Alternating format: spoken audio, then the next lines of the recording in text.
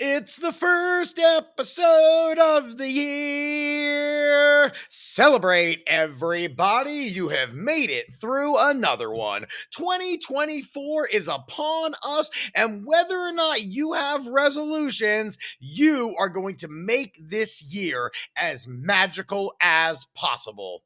I just know it. I know you are.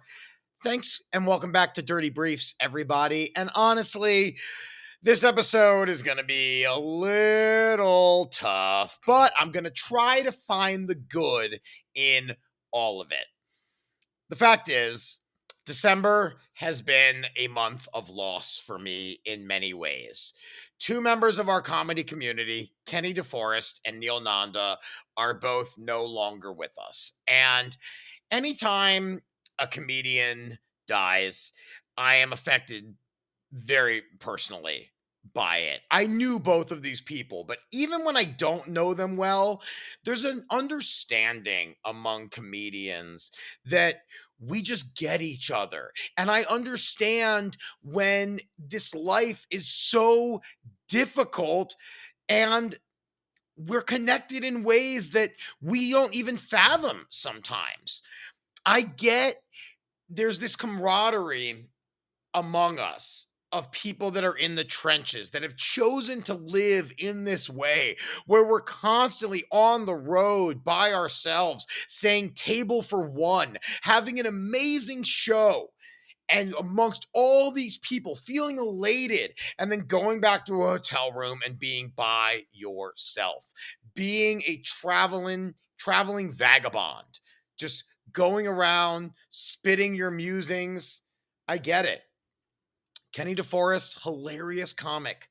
Please look him up if you haven't already. He had Comedy Central sets. He had sets on The Late Late Show. Just really so funny and such a genuine dude, a light in your life. He was one of those people who every time you saw him, he was happy to see you and he just made you feel a little bit better. And then Neil Nanda, him and I toured together for a week in 2015. We went up all the way to Northern California, all the way up to the tippity top to Humboldt County, and then back down. And it was a great experience, and we bonded a lot. And again, anytime I saw him, he would always seem like he was in a great mood.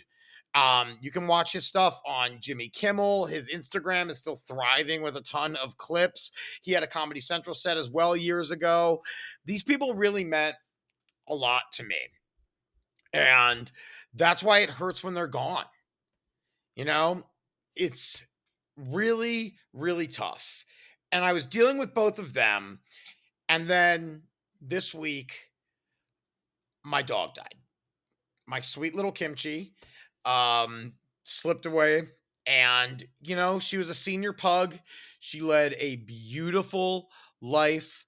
And that one hurts differently than the other two. The other two were friends.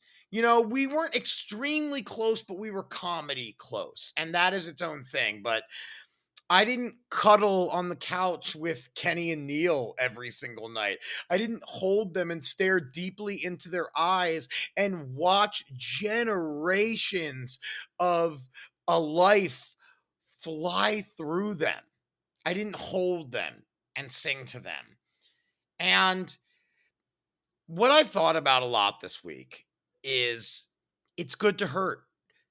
It's good when someone is not in your life anymore and you feel it so deeply, like there's so much pain in it.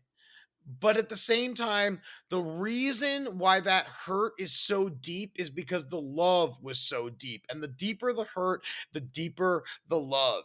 And I'm going to choose to feel that hurt every single time because that means that I was there with them. When your heart is open, you're going to hurt. It's necessary. It's important. And I'd rather feel this way than the alternative, which is that I didn't let myself love them enough, that there was still love on the table. I want to know that I gave everything to this dog, these people. I want to know, I want to feel the pain because that means the love was real. That's what it means. And you have to feel it. You should honor them. You should write about them. You should talk about them. You shouldn't refrain from watching videos or listening to podcasts where they're speaking, in your own time.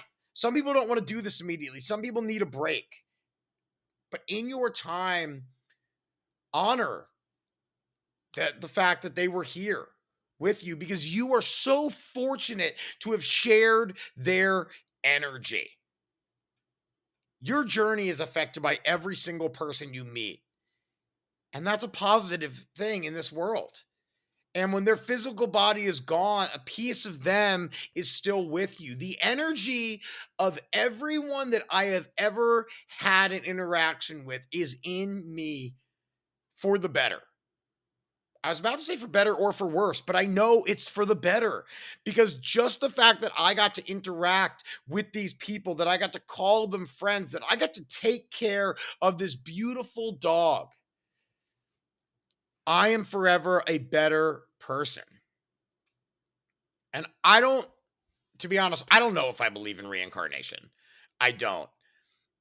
I think when I looked at Kimchi, that she had been around in many different forms, many different iterations.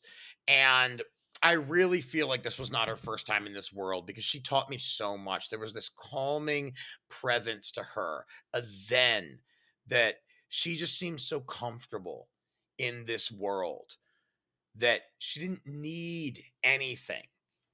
She gave her love. She gave that feeling of peace. And Kenny and Neil gave me a lot of laughs, a lot of smiles, a lot of warmth. And why I say it, I don't know if I believe in reincarnation, but I know that people live on just through our memories. And that can be enough. That is enough.